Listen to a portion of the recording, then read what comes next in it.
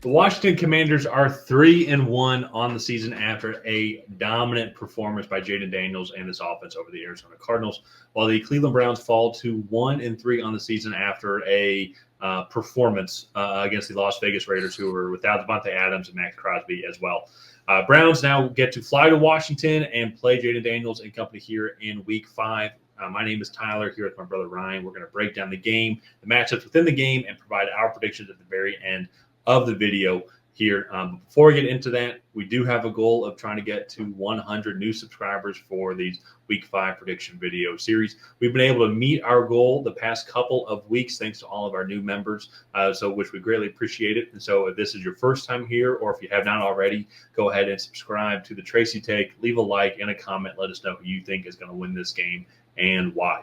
So, Ryan, as I kind of already jokingly said earlier, let's talk about, I guess, more of the positives with the Commanders here. What an amazing performance from Jaden Daniels and company. We kind of, if I'm honest, I think in our prediction video for that game, we weren't sure if they can replicate that same offensive performance that they had against the Cincinnati Bengals, a near perfect game as well. And even though Jaden Daniels did have a pick, all quarterbacks get interceptions, and so that's absolutely fine. He still had a extremely good game as well. And so with 26 for 30, 233 yards, and a touchdown and a pick, he had 8 carries on 47 yards, 216 total rushing yards for the entire team as well.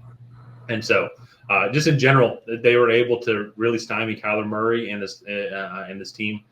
They were able to limit their mistakes while the Cardinals and they were able to capitalize on the Cardinals' mistake as well. They gave up 181 rushing yards as well, which normally I think if a team gives up 181 rushing yards, you normally don't win. But also, too, it helps when you put up 216. Yeah, and that to me, I think, is the allure of Jaden Daniels and why he was the second overall draft pick. Was he is a Lamar-esque quarterback in the sense of he's the biggest rushing threat at quarterback that we have seen since Lamar came out of college, and he's a better thrower, though. I mean, he is a better thrower. I don't want to say he's already one of the best deep ball throwers in the league, but he was the best deep ball thrower, I think, coming out of college last year. Just the way he can place it on the sideline and give receivers chances down the field, it was something like we've never seen, but something that we weren't able to see from the other guys in the class last year. And Cliff Kingsbury, I think that is a great quarterback pairing. I look at Kyler Murray, and I know stature-wise they're very different, as Jaden Daniels is 6'4", and Kyler Murray is like 5'10". But you look at their running ability, their ability to throw the ball outside the numbers and place it on receivers. I think that is just a very good pairing. And I want to say I'm also very impressed with Cliff Kingsbury. He came in. I had some questions after his collapse in Arizona. He looks like he kind of transformed his offensive scheme and play calling ability, mixing in more motion, different looks. And they've done a very good job with Jaden Daniels so far, and also his ability to disguise and cover up the weaknesses on this offensive line have been very impressive, because this should not be an offensive line that is performing this way. If you just look at the personnel. So all in all, this Commanders offense, and I don't want to say defense, because I think they still have some lackluster results on the defensive side, but they're winning games. They're doing enough to keep the points that they score more than the points that the opponent scores. Enough on the defensive side of the ball. I think on the defensive side of the ball, everything starts with their studs, Jonathan Allen and Deron Payne in the middle. And then you go and get guys. I mean, they brought in Bobby Wagner, Doris Armstrong as well, and a bunch of other guys as well who are veteran players who know their role and know how to play good football, and they're just all playing really well. Especially then too, as you shout out Cliff Kingsbury, shout out Dan Quinn, the defensive head coach that's come in and has really kind of started to transform this defense as well. I could agree with you where it's definitely like statistically they've given up a lot, they're below average in yards allowed per game, but 26 overall total, 22nd in passing, 24th in rushing. But today's performance definitely isn't going to help out the rushing side as well, but today's performance definitely helps out the passing on the overall ranking. So I still think maybe they still some weaknesses there, but at the same time, though, too, with Jaden Daniels and how well he's playing, his connection with Terry McLaurin, how well they're able to run the ball with Brian Robinson, definitely makes up for that. And it's also going to kind of maybe skew some of the stats as well because you're going to turn into a lot more shootouts. Defense is going to be on the field, I think, a little bit more. On the flip side, it's almost the exact opposite type of excitement, I think, for the Browns. It's just really a lackluster performance against a Raiders team who was not performing at all cylinders today. Devontae Adams didn't play. Matt Crosby didn't play. I need to go back and double check some of the other inactives, but just those two guys alone are already major losses to the Raiders team specifically on both sides of the ball. And the Browns also are dealing with a significant load of injuries as well. But still, we all kind of saw how Joe Flacco was able to perform last year with the similar amount of injury losses and just lack of depth, especially on the offensive line. And then we're just not seeing the overall same performance as well offensively. But the thing that actually concerns me the most is the defensive side of the ball. And as I mentioned today, the Raiders are second worst in rushing yards allowed. In rushing yards offensively, just in the entire league. They put up 152 rushing yards today, more than doubling their second best performance so far this season, which was 71. And that was, I think, the big concerning thing today is you don't have Devontae Adams going up against you, and yet they're now able to run the ball all of a sudden. So that's just the concerns for me for this Browns team kind of moving forward, as well as defensively.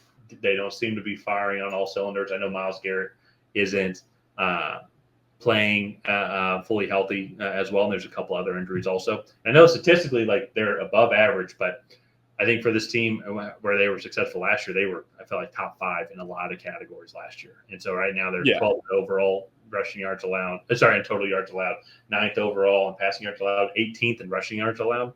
And some of that might be skewed a little bit just because they've been down in a lot of the games. The teams are trying to run the ball a lot more and try and kill the clock. So kind of coming into this game here, I do think Washington is just playing a lot better. I think they're going to be the favorite. Curious to see what the odds are going to be. And it's kind of speaking of odds as well. If you do want to put a couple bucks down on the game, check the link down below in the description box. BetUS has a bunch of great promotions going on right now for first-time players. So you can take a look at this game or any of the other Week 5 games if you want to maybe put a couple dollars down. And so but coming into this game, especially Washington being at home, fully expect them to be favorites, probably by 5.5 points. But it's just everybody seems excited about the Washington Commanders quarterback, and man, nobody's excited about Deshaun Watson and Cleveland Browns at their quarterback position.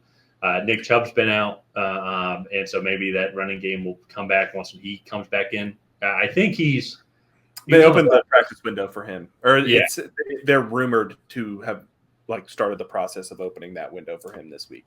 Okay, so we'll see. It's been over a year since that happened, and it was a really bad injury. And so we'll see if he does come back. It's going to be in a very limited role. He has to get his conditioning up and kind of really start to work back into some things. So absolutely, let's get into predictions here. I'll kick it off. I'm going with the Commanders. I think they're just the hot team at the moment. Jaden Daniels has been very impressive. This Washington team as a whole has been pretty impressive. And I do not trust the Cleveland Browns to do a litany of things, one of which is win a football game. Yeah.